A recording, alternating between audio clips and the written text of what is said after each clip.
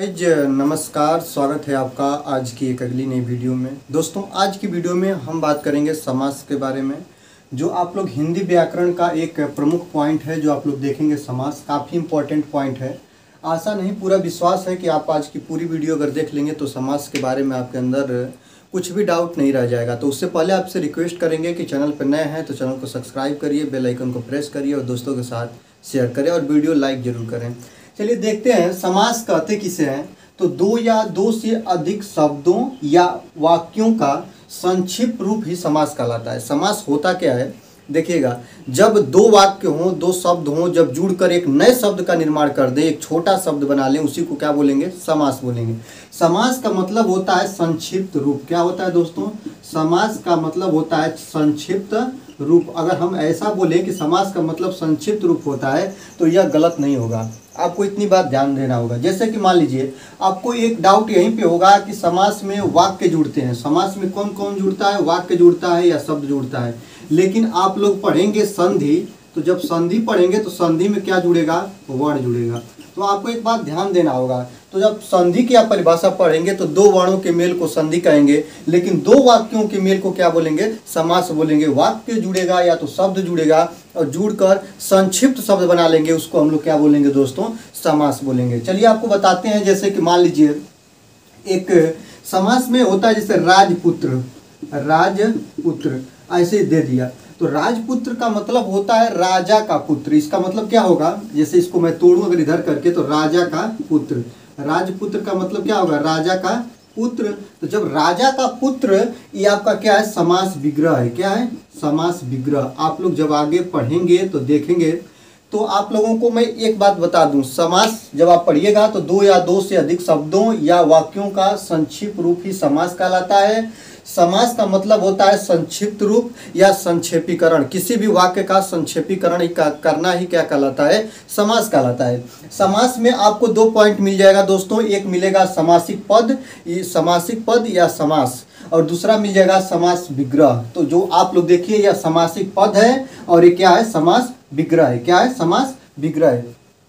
आप लोग आगे देखेंगे। जैसे यहाँ पर आपको और बता दूं, जैसे आप लोग राजपुत्र देखे, वैसे यहाँ पे देखिए गंगा जल। क्या है, गंगा जल। तो गंगा जल जो ये आप देख रहे हैं, यह क्या है, यह समासिक पद है। क्या है, समासिक पद है, समासिक पद है। और यहाँ पर देखिए, इसका मैं समास विग्रह जब करूंगा तो समास विग्रह में क्या होगा, ये टूट जाएगा। तो गंगा जल मतलब गंगा का जल, गंगा का जल, यही होता है आपका समास। समास क्या होते हैं, तो दो या दो से अधिक शब्दों का संक्षिप्त रूप या किसी भी दो वाक्यों का संक्षेपीकरण करना ही समास कहलाता है। और समास के कितने भेद हैं, तो समास 6 प्रकार के होते हैं। क्या होते हैं, 6 प्रकार के। इसमें ज़्यादा हम कोई भी मतलब डाउट न रह जाए, ज़्यादा उसमें न पढ़ें जिससे हमारे अंदर डाउट बना रहे, इसलिए मैं आपको इसके भाग और प्रकार पर न ध्यान देते हुए बता दूं कि समास के प्रकार कितने होते हैं, 6। सभी समास के प्रकारों को देखेंगे बारीकी से, इसके उदाहरण भी देखेंगे और इसके जो ट्रिक होंगे, ट्रिक को भी देखेंगे कि आप इसको आसानी से आसानी तरीका से कैसे पहचान सकते हैं। जैसे मान लीजिए, एक और पद मैंने ले लिया, चौराहा। चौराहा काफ़ी इंपॉर्टेंट आपका उदाहरण है, चौराहा। चौराहा का मतलब होता है, चौराहा क्या है, समासिक पद है। और जब इसका समास विग्रह करेंगे दोस्तों तो क्या हो जाएगा, 4 राहों का समूह। देखिए मैं बोल रहा हूँ 4 राहों का समूह, इतना सा शब्द हो गया। और जब इसी को मैं संक्षिप्त रूप बोल दूं तो क्या बोल दूंगा, चौराहा। हो गया ना। जैसे 3 कोणों का समूह अर्थात त्रिभुज या त्रिकोण, ठीक ना। तो 3 कोणों का समूह अर्थात त्रिकोण, 3 भुजाओं का समूह अर्थात त्रिभुज। तो इतना कहने का एक छोटा सा शब्द संक्षिप्त रूप ही क्या कहलाता है, समास कहलाता है। तो चलिए एक एक समास को देखेंगे। उससे पहले रिक्वेस्ट करेंगे कि वीडियो लाइक कर लें, चैनल पर नया तो सब्सक्राइब करिए और दोस्तों के साथ शेयर करें। चलिए देखते हैं। पहला आपका समास है, समास ऐसे ही आप लोगों को पूरे 6 समास देखेंगे कि 6 समास कौन कौन होते हैं। तो द्वंद्व समास क्या होता है, द्वंद्व समास का जब आप डेफिनेशन लिखेंगे तो आपको यही लिखना होगा, वे समास जिनके दोनों पद प्रधान हो। दोनों पद क्या हो, प्रधान हो। इसमें दोनों पद प्रधान होते हैं, इसमें दोनों पद प्रधान होते हैं। अब देखिएगा, इसमें समास पढ़ाने से पहले आपको मैं बता दूं, इसमें 2 पद होते हैं। एक होता है उत्तर पद और एक होता है पूर्व पद। क्या होता है, पूर्व पद। तो उत्तर पद किसे कहेंगे, पूर्व पद किसे कहेंगे, ठीक ना। इसमें देखिएगा, एक होता है पूर्व पद और एक होता है आपका उत्तर पद। यहाँ पे देखिएगा, इसी में आपको बता दूं, एक होता है प्रधान खंड, क्या होता है प्रधान खंड, और एक होता है गौड़ खंड। क्या होता है गौड़ खंड। एक होता है समास और एक होता है समासिक, समास विग्रह, इसे ऐसे बोलिएगा समास विग्रह।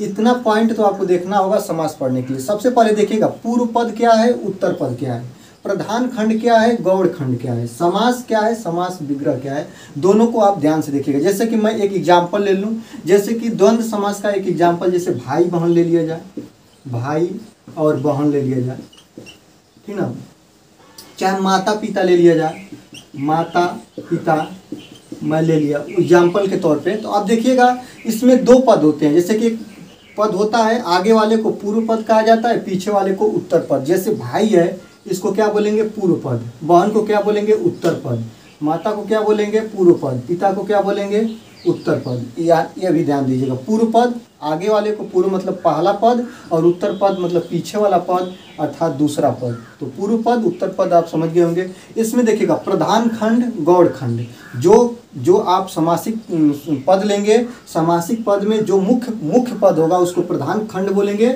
और जिसका उस समासिक पद से ज़्यादा ताल्लुकात नहीं रहेगा उसको क्या बोलेंगे गौड़ खंड बोलेंगे, गौड़ खंड बोलेंगे। जो समास होगा, समास का जो पद होगा उसको समासिक पद या समास बोलेंगे, और जो उसको हम विग्रह करेंगे, जब उसको हम तोड़ेंगे तो उसको क्या बोलेंगे समासिक विग्रह बोलेंगे। जैसे भाई बहन, जिसको तोड़ेंगे तो भाई और बहन, माता पिता, माता और पिता। तो आप लोगों को आशा करता हूँ कि पूर्व पद, उत्तर पद, प्रधान खंड, गौड़ खंड, समास और समासिक विग्रह ये आपको क्लियर हो गया होगा, ठीक है। आगे देखिएगा, आगे आपको मैं यहीं पे सबसे पहले देखेंगे द्वंद्व समास। और द्वंद्व समास में आप लोग देखिएगा, द्वंद्व समास किसे कहते हैं, तो वे समास जिनके दोनों पद प्रधान हो, दोनों पद प्रधान हो मतलब कि दोनों की प्रायिकता उतनी ही हो, उसको हम लोग क्या बोलते हैं, उसको हम द्वंद्व समास बोलते हैं। द्वंद्व समास में यहाँ पे देखिएगा, द्वंद्व समास में योजक चिन्ह का प्रयोग होता है। किस चिन्ह का प्रयोग होता है, योजक। किस चिन्ह का प्रयोग होता है, योजक चिन्ह। योजक चिन्ह में आप लोग ध्यान दीजिएगा दोस्तों, ऐसे चिन्ह होता है, बीच में ऐसे डैश का प्रयोग किया जाता है, या तो यहाँ पे योजक चिन्ह, या तो इसमें और लगा होता है। क्या लगा होता है, और। क्या लगा होता है, और लगा होता है। यही होता है द्वंद्व समास की पहचान। इसमें दोनों पद प्रधान होंगे। जैसे कि एग्जाम्पल के तौर पर देखिएगा, भाई बहन, माता पिता, ठीक ना, शुभ लाभ, शुभ लाभ, शुभ लाभ। देखिए प्रत्येक में आपका योजक चिन्ह लग रहा है, प्रत्येक में क्या लग रहा है, योजक चिन्ह आपका लग रहा है। जैसे मान लीजिए दुख सुख, दुख सुख। अगर आप कहेंगे कि देखिएगा, इसमें दोनों पद प्रधान होते हैं, मतलब कि ये पूर्व पद उत्तर पद, पूर्व पद और उत्तर पद दोनों पद क्या होते हैं, प्रधान होते हैं। देखिएगा इसमें योजक चिन्ह लगा है, जहाँ आप कहीं भी योजक चिन्ह लगा मिल जाए तो आप समझ लीजिएगा कि द्वंद्व समास है। द्वंद्व समास में दोनों पद प्रधान होते हैं, दोनों पद की प्रधानता पाई जाती है।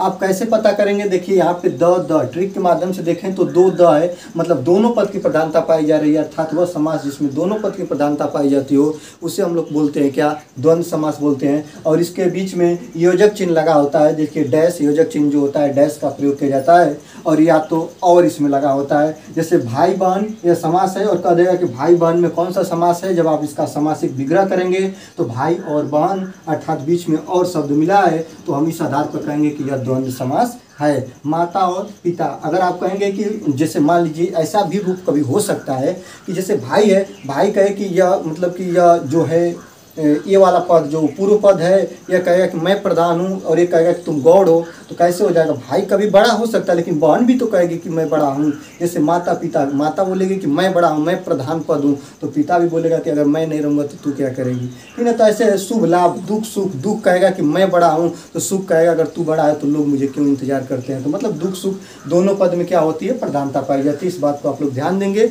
बीच में और शब्द या तो योजक चिन्ह का प्रयोग किया जाता है, इस बात को आप लोग ध्यान देंगे। आगे देखिएगा, आगे देखेंगे यहाँ पे आप लोग द्विगु समास। क्या समास देखेंगे हम लोग आगे देखेंगे द्विगु समास। द्विगु समास, जो द्विगु समास होता है ध्यान दीजिएगा, पहले द्वंद्व समास में दोनों पद प्रधान होते थे, और द्विगु समास क्या होता है, संख्यावाची होता है। संख्यावाची क्या होता है, संख्यावाची होता है। यहाँ पर देखिएगा द्विगु समास में क्या होता है, द्विगु समास में जो पूर्व पद होता है, यहाँ पर देखिएगा जो पूर्व पद, जो दोस्तों जो पूर्व पद रहेगा, पूर्व पद वह क्या होगा, संख्यावाची होगा। क्या होगा, संख्यावाची होगा। संख्यावाची का मतलब होता है दोस्तों 1 2 3 4 ऐसे, मतलब कि दर्शाएगा, जैसे कि संस्कृत शब्द ज़्यादा दर्शाएगा 1 2 त्रि चतुर्थ पंचम षष्टम अष्टम, ठीक ना, ऐसे ऐसे आप लोगों को दर्शाएगा। संख्यावाची उदाहरण देखिएगा, जैसे द्विगु समास वह समास जिसका पहला पद या पूर्व पद संख्यावाची हो और दूसरा पद जो हो वह गौड़ हो, तो इस आधार पर हम इसको बोलेंगे द्विगु समास। द्विगु समास द्विगु मतलब यह संख्यावाची समास है, और इस आधार पर इसको इस ट्रिक के माध्यम से याद कर सकते हैं। इसमें पूर्व पद संख्यावाची होता है। जैसे कि आप लोग उदाहरण पर देखिएगा, पंचवटी, पंचवटी, पंचवटी इसका उदाहरण जैसे हो गया। आगे देखिएगा चौराहा, आगे क्या हो गया, चौराहा। यहाँ पर देखिएगा जैसे नवग्रह, नवग्रह इसका उदाहरण जब आप देखेंगे तो आपको ज़्यादातर चीज़ें समझ में आ जाएगी। देखिएगा दोपहर, दोपहर। फिर जैसे हो गया नवरात्रि, नवरात्रि। ये सभी आपका द्विगु समास का उदाहरण है। इसमें देखिएगा पूर्व पद की प्रधानता पाई जाती है। देखिएगा पंचवटी, पाँच, पाँच देखिएगा यहाँ पे संख्यावाची। चौराहा, चार, चार राहों से मतलब है तो चौराहा। नवग्रह, यहाँ पे ग्रह में 9 शब्द जुड़ गया है तो यहाँ पे देखिएगा 9, 9 मतलब 9 से इसका मतलब है। यह संख्यावाची जो आप पढ़ते हैं 1 2 3 4 5 6, इसमें पहला पद संख्यावाची होता है। दोपहर, यहाँ पे देखिएगा दोपहर का बात किया जा रहा है, इसमें भी संख्यावाची है 2। यहाँ पे देखिएगा नवरात्रि, यहाँ पे देखिएगा नवरात्रि का मतलब 9 से शब्द यहाँ पे आया हुआ है। तो इस आधार पर आप कह सकते हैं जो द्विगु समास होता है, द्विगु समास में जो पहला पद होता है वह संख्यावाची होता है, और यही पद जो दूसरा पद होता है वह प्रधान होता है। यहाँ पर देखिएगा पहला पद क्या होता है, संख्यावाची, और दूसरा पद क्या होता है दोस्तों, प्रधान होता है। इस बात को आप ध्यान रखिएगा। जैसे कि मान लीजिए यहाँ पे पंच शब्द तो है ही है, वटी का अगर नहीं रहता तो इसका कुछ मतलब नहीं है। चौराहा 4 शब्द है लेकिन राह नहीं रहते, राह ही क्या है, प्रधान है। रास्ता, राह का मतलब क्या होता है, रास्ता होता है। जैसे नवग्रह, नौ मैं मानता हूँ संख्यावाची है, प्रधान है, संख्यावाची शब्द है, लेकिन ग्रह क्या है, इसमें प्रधान शब्द है। यहाँ पर देखिएगा दोपहर, दोपहर का मतलब कि यहाँ पे देखिएगा पहर, पहर जो है इसमें क्या है, प्रधान है, क्योंकि दोपहर के बाद का समय ही जो दोपहर होता है, ठीक ना। यहाँ पे नवरात्रि, जैसे रात्रि तो शब्द प्रधान है लेकिन 9 इसमें जुड़ा हुआ है, तो इस बात को आप ध्यान दीजिएगा। 9 का मतलब 9 से होता है और रात्रि का मतलब रात से है, तो यह शब्द क्या है, प्रधान है। जो दूसरा शब्द होते हैं वे क्या होते हैं, प्रधान होते हैं, और पहला पद जो होता है वो क्या होता है, संख्यावाची होता है। चलिए आगे देखेंगे, आगे आप लोग देखेंगे जैसे बहुब्रीहि समास क्या है। अगला आप लोग समास देखेंगे बहुब्रीहि समास। दोस्तों जब बहुब्रीहि समास की बात करें तो बहुब्रीहि समास क्या होता है, यहाँ पे देखिएगा बहुब्रीहि समास। बहुब्रीहि समास की बात करें तो बहुब्रीहि समास वह समास होता है, ठीक है। बहुब्रीहि समास में आप लोग देखिएगा इसमें दोनों पद क्या होते हैं, इसमें दोनों पद जो होते हैं वह अप्रधान होते हैं। क्या होते हैं, इसमें दोनों पद अप्रधान होते हैं, अप्रधान होते हैं। जो बहुब्रीहि समास है इसमें दोनों पद क्या होते हैं दोस्तों, इसमें दोनों पद जो होते हैं वह अप्रधान होते हैं। यह अपना अर्थ छोड़कर कोई तीसरा अर्थ धारण करते हैं। जैसे दोनों बहुब्रीहि जो शब्द होता है यह इसमें दोनों पद, जैसे कि इसमें पूर्व पद और प्लस के दोस्तों उत्तर पद दोनों की बात किया जाए तो दोनों क्या होते हैं, अप्रधान होते हैं। अर्थात इसी को बोलते हैं दोस्तों गौड़। क्या बोला जाता है, गौड़ शब्द बोला जाता है। दोनों निष्क्रिय होते हैं और दोनों मिलकर वह समास जिसमें दोनों पद अप्रधान हो या दोनों पद प्रधान न हो और वो किसी तीसरे पद की प्रायिकता देते हो, किसी नए पद का सृजन करते हो, उसे हम लोग क्या बोलते हैं, बहुब्रीहि समास। अर्थात न पूर्व पद की प्रधानता न उत्तर पद की प्रधानता, तीसरे पद की प्रधानता रहेगा। कि कौन से पद की प्रधानता, तीसरे पद की प्रधानता इसमें पाई जाएगी। जैसे कि एग्जाम्पल की बात किया जाएगा, जब आप देखिएगा एग्जाम्पल की बात करें, पीताम्बर, पीताम्बर यहाँ पर देखिएगा जैसे कि आप लोग देखिए पीताम्बर हो गया, ठीक ना। फिर इसके बाद नीलकंठ हो गया, ठीक ना, नीलकंठ हो गया। इसके बाद जैसे देखिएगा लंबोदर हो गया, लंबोदर हो गया। फिर इसके बाद कि आप लोग देखिएगा त्रिनेत्र हो गया, त्रिनेत्र हो गया। फिर आगे देखिएगा चक्रपाणी हो गया, चक्रपाणी हो गया। तमाम आपको उदाहरण मिला है। जैसे पीताम्बर की बात कर ले दोस्तों, जो पीताम्बर है, पीताम्बर अर्थात किसको कहा जाता है? पीताम्बर, पीला अंबर जिसने धारण किया अर्थात श्री कृष्ण है। नीलकंठ जिसका नीला कंठ हो अर्थात शिव भगवान हो। लंबोदर जिसका लंबा उदर है अर्थात गणेश जी की बात कही जा रहा है। ये यहाँ पे देखिएगा त्रिनेत्र अर्थात जिसकी 3 नेत्र हो अर्थात वह क्या कौन है? वह शिव है। यहाँ पे देखिएगा चक्रपाणी मतलब जो चक्र को धारण किए हुए है वो अर्थात कौन है? विष्णु है। तो आप देखिएगा जितने भी लोग एक तीसरे अर्थ को प्राथमिकता देते हो तो वो अव्ययी समास वह समास होता है जो जिसमें दोनों पद अप्रधान होते हैं या गौड़ होते हैं और दोनों पद मिलकर तीसरे नए शब्द को उत्पत्ति कराते हैं, तीसरे नए शब्द को प्राथमिकता देते हैं। उसे हम लोग बोलते हैं दोस्तों, क्या बोलते हैं? बहुब्रीहि समास बोलते हैं। इस बात को आप लोग ध्यान देंगे। आगे बात करेंगे, आगे आप लोग यहाँ पर देखेंगे कर्मधारय समास। जो अब आप लोग देखेंगे कर्मधारय समास की भी बात करेंगे। यहाँ पर देखिएगा कर्मधारय समास भी काफ़ी इम्पोर्टेंट है। कर्मधारय समास की अगर बात करें तो इस समास में एक पद विशेषण होता है और दूसरा जो शब्द होता है वह विशेष से होता है। एक इसमें क्या होता है? विशेषण होता है। इसमें एक शब्द जो होता है वह विशेषण होता है और दूसरा जो होता है वह क्या होता है? विशेष से होता है। पहला जो होता है वह विशेषण और दूसरा जो होता है दोस्तों वह क्या होता है? विशेष से होता है। इसमें आप लोग देखिएगा जो पूर्व पद होता है, इसमें देखिएगा जो पूर्व पद होता है, 2 पद होते हैं। पूर्व पद जो होता है, पूर्व पद आपका इसमें अप्रधान होता है। पूर्व पद क्या होता है? अप्रधान होता है। और जो यहाँ पे उत्तर पद होता है, उत्तर पद की क्या पाई जाती है? प्रधानता पाई जाती है। इसी को प्रधान पद कहा जाता है। क्या कहा जाता है? प्रधान पद कहा जाता है। जैसे कि आप लोग देखिएगा नीलगाय, महादेव, यहाँ पर देखिएगा जैसे कि नीलगाय की बात कर लिया जाए, ठीक ना, तो आप लोग यहाँ पे देखिएगा एक बात आपको मिल जाएगा, विशेषण।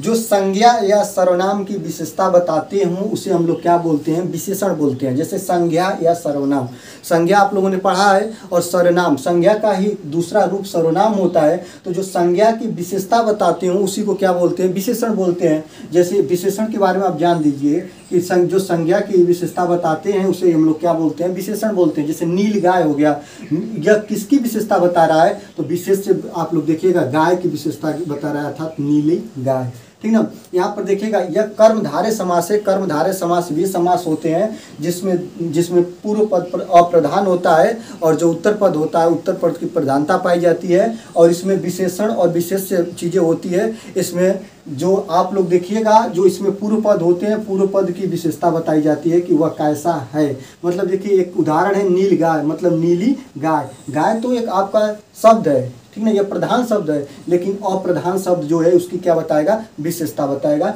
इस बात को आप लोग ध्यान दीजिएगा। जैसे कि आप लोग देखिएगा नीलकमल, यहाँ पर देखिएगा आपका एक शब्द आ गया नीलकमल। जो नीलकमल के बारे में आप लोग बात करेंगे दोस्तों, नील का मतलब नीला से और कमल का मतलब फूल से है। तो वह फूल जो नीला है अर्थात मतलब आप लोग जब इसको देखेंगे तो कमल की क्या बता रहा है? विशेषता बता रहा है। जैसे कि आप लोग देखिएगा एक और एग्जाम्पल हो गया और एग्जाम्पल की बात करें तो महादेव, ठीक ना, जो देवों में महान हो उसी को क्या बोलते हैं? महादेव बोलते हैं। तो देव की क्या बताता है? वो विशेषता बता रहा है, मतलब वो देव में क्या है? महान है। जहाँ कहीं भी किसी भी शब्द की किसी भी वस्तु की विशेषता बताई जाए वहाँ पे दोस्तों आपका जो समास होगा वो कौन सा समास हो जाएगा? कर्मधारय समास हो। अव्ययभाव समास, अव्ययभाव समास क्या होता है? इसमें पहला पद जो होता है वह अव्ययवादी होता है दोस्तों।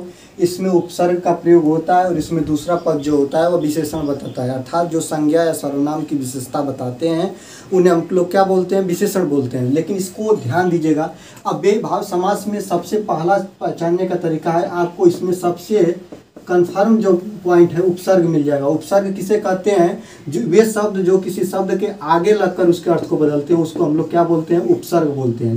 ध्यान दीजिए, उदाहरण यहाँ पे है यथाशक्ति। यहाँ पर देखिएगा यथाशक्ति, यहाँ पर देखिएगा मैं आपको यहाँ पे दिखा रहा हूँ। आप लोग दोस्तों यहाँ पे बीच में यहाँ पे लिख कर आपको बता रहा हूँ।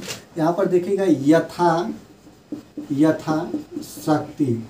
इसमें ध्यान दीजिए शब्द क्या है? शक्ति है और शक्ति के आगे जब लग गया यथा क्या है? उपसर्ग है। क्या है? उपसर्ग है। और जो शक्ति है वह क्या है? वाक्य है। तो जब किसी भी वाक्य के सामने कोई भी आगे उपसर्ग लगता है तो उसके अर्थ को बदल देता है। यहाँ पर देखिएगा अव्ययी भाव समास में पहचानने का तरीका है कि अव्ययी भाव समास में शब्द के आगे क्या लगते हैं, उपसर्ग लग जाते हैं। यहाँ पर देखिएगा शक्ति का मतलब पावर से है, लेकिन जब शक्ति में यथा लग जाएगा तो अपनी शक्ति के अनुसार हो जाएगा, यथा शक्ति। इसमें ध्यान दीजिएगा, इसमें उपसर्ग लगता है, यहाँ पे यथा उपसर्ग लगा है। यहाँ पे देखिएगा प्रतिवर्ष एक शब्द देखेगा, इसमें कौन सा समास है, तो आप देखेंगे वर्ष में क्या जुड़ गया है, प्रति शब्द जुड़ गया है, प्रति उपसर्ग जुड़ गया है, तो यह बन गया वर्ष, तो बन गया क्या, बन गया प्रत्येक वर्ष। तो प्रत्येक वर्ष में आपका कौन सा समास पाया जाएगा दोस्तों, आपका अव्ययी भाव समास पाया जाएगा। यहाँ पर देखिएगा मरण शब्द में आ उपसर्ग जुड़ा है तो आमरण बन गया है, तो इसमें कौन सा आपका उपसर्ग पाया जाएगा, अव्ययी भाव समास पाया जाएगा। प्रतिदिन, यहाँ में दिन में प्रति उपसर्ग जुड़ा है तो प्रत्येक दिन की बात कही जा रही है, तो प्रतिदिन में कौन सा उपसर्ग कौन सा समास पाया जाएगा, अव्ययी भाव समास पाया जाएगा। अव्ययी भाव समास की सबसे पहचानने के आसान तरीका है कि अव्ययी भाव समास में सबसे पहले आपको मिल जाएगा उपसर्ग। यहाँ पर देखिएगा उपसर्ग लगता है और उसके अर्थ को क्या करता है दोस्तों, बदल देता है। यही इसका सबसे इम्पोर्टेंट पॉइंट है। चलिए आगे देखेंगे। आगे आप लोग अव्ययी भाव समास आप लोग समझ गए होंगे कि अव्ययी भाव समास में आपका उपसर्ग लगता है, और अव्ययी भाव समास को आप लोग देखेंगे। इसमें जो आप लोग देखेंगे अव्ययी भाव समास में जो पहला पद प्रधान होता था, इसको देखेंगे। आगे देखेंगे दोस्तों, यहाँ पे आप लोग देखेंगे तत्पुरुष समास। तत्पुरुष समास जो आपका बचा है लास्ट वाला तत्पुरुष समास। तत्पुरुष समास में जब आप लोग देखेंगे तो इसमें जो होता है दोस्तों, उत्तर पद की प्रधानता पाई जाती है। किसकी प्रधानता, उत्तर पद की प्रधानता पाई जाती है तत्पुरुष समास में। ध्यान से देखिएगा, जो तत्पुरुष समास होता है इसमें उत्तर पद की प्रधानता पाई जाती है। तत्पुरुष समास भी 6 प्रकार का होता है। कर्ता ने कर्म को करण से, ऐसा मैटर जो आप लोग पीछे पढ़ चुके हैं। तो तत्पुरुष समास में उत्तर पद की प्रधानता पाई जाती है, और इसके जो उदाहरण आप लोग देखेंगे, जैसे मृत्युंजय। मृत्युंजय, मृत्युंजय में कौन सा समास हो जाएगा, मृत्युंजय में आपका तत्पुरुष समास हो जाएगा। विश्वभर, विश्वभर में कौन सा समास हो जाएगा, तो आपका तत्पुरुष समास हो जाएगा। स्वर्गवास में कौन सा समास हो जाएगा, आपका तत्पुरुष समास हो जाएगा।